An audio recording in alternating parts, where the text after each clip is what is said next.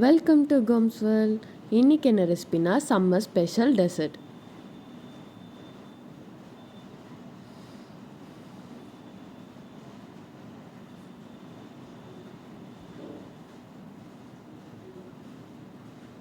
இந்த அருமையான summer special டெசர்ட்டை செய்கிறத பார்க்கலாம் வாங்க. இதுக்கு சின்ன ஜவ்வரிசி இருக்கு இல்லையா, அதை எடுத்து கழுவி நம்ம வேக வச்சு எடுத்துக்கலாம்.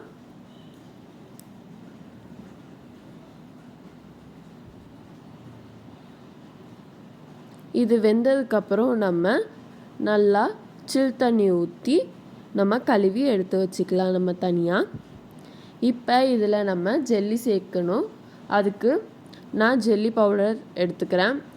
உங்களோட வீட்டு பக்கத்தில் இருக்க ஸ்டோரில் என்ன ஜெல்லி கிடைக்குதோ அந்த ஜெல்லியை எடுத்துக்கோங்க. இப்போ அந்த பேக்கெட்டில் இருக்கிற இன்ஸ்ட்ரக்ஷன் படி நான் ஜெல்லி மேக் பண்ணுறேன்.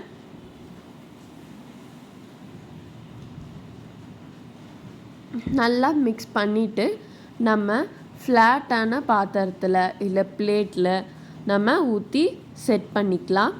இதை ரூம் டெம்பரேச்சரில் இல்லைன்னா ஃப்ரிட்ஜில் வச்சு ஒரு 15 to 20 மினிட்ஸ் எடுத்து வச்சுக்கலாம். ஜெல்லி நல்லா செட் ஆனதும் நம்ம குட்டி குட்டியாக கட் பண்ணிக்கலாம். அதை நம்ம தனியாகவும் எடுத்து வச்சுக்கலாம்.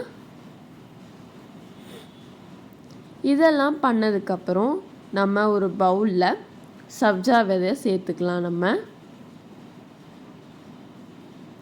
சப்ஜா விதையை ஊற வைக்காமல் அப்படியே தான் சேர்த்துருக்கேன் நான். இதில் பால் ஊற்றும் போது இதிலே ஊறிடும். அதனால் நான் தனியாக ஊற வைக்கலை சப்ஜா விதையை. இந்த பால் நல்லா காய்ச்சி ஆற விட்ட பால் இது.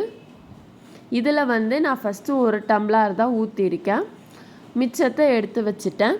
இப்போ வேக வச்ச ஜவ்வரிசியை இதில் சேர்த்து நல்லா மிக்ஸ் பண்ணிக்கலாம். இது கூட இனிப்புக்காக சர்க்கரை போடாமல் நாங்கள் கண்டென்ஸ்ட் மில்க் சேர்த்துருக்கோம். உங்களுக்கு எவ்வளோ ஸ்வீட்னஸ் வேணுமோ அந்த அளவுக்கு கண்டென்ஸ் மில்க் சேர்த்துக்கோங்க. நாங்கள் 2 கரண்டி சேர்த்துருக்கோம், குட்டி கரண்டி அளவுக்கு. இப்போ இதில் கலருக்காக ரோஸ் சிரப் சேர்க்குறோம். இந்த ரோஸ் சிரப் வீட்லேயே செஞ்சது. அதோட வீடியோ லிங்க் டிஸ்கிரிப்ஷனில் தரும். இப்போ இதெல்லாம் சேர்த்து நம்ம மிக்ஸ் பண்ணிக்கலாம். இதை நம்ம சேர்த்து மிக்ஸ் பண்ணும் போதே அந்த கலர் பார்க்கறதுக்கே அவ்வளோ அற்புதமாக இருக்குது. அப்படியே பார்த்த உடனே நம்மளுக்கு அப்போ என்னடா இது டேஸ்ட் பண்ணணும் அப்படின்ற அளவுக்கு இருக்குது. இப்போ இதில் நம்ம டூட்டி ஃப்ரூட்டி சேர்த்துக்கலாம், ஜெல்லியோ சேர்த்துக்கலாம். நம்ம இதில் நம்ம பாதாம், பிஸ்தா, முந்திரி இதெல்லாம் கூட சேர்க்கலாம். இன்னும் ஃப்ளேவரை நல்லா தூக்கி கொடுக்கும். ஆனால் நாங்கள் அது எதுவுமே சேர்க்கலை. இது எல்லாத்தையும் நம்ம மிக்ஸ் பண்ணிவிட்டு ஃப்ரிட்ஜில் ஒரு 3 மணி நேரத்துக்கு வச்சு நல்லா சில்லுன்னு ஆனோடனே சர்வ் பண்ணலாம். இதை ஃப்ரிட்ஜில் வச்சு எடுத்தோடனே கொஞ்சம் கெட்டியாயிடும். நம்ம ஏற்கனவே காய்ச்சின பால் இருக்கு இல்லையா, அதை சேர்த்துக்கலாம். நம்ம வீடியோஸ் எல்லாருமே பார்க்குறீங்க, ஆனால் ஃபுல்லாக பார்க்க மாட்டீங்க. ஸோ எல்லோரும் ஃபுல்லாக வீடியோஸை பாருங்கள்.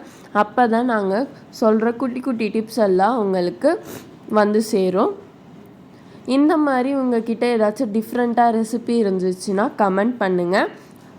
இந்த மாதிரி வீடியோஸ் உங்களுக்கு பிடிக்கும்னா அப்போ இந்த சேனலை லைக் பண்ணுங்கள், ஷேர் பண்ணுங்கள், கமெண்ட் பண்ணுங்கள், சப்ஸ்கிரைப் பண்ணுங்கள்.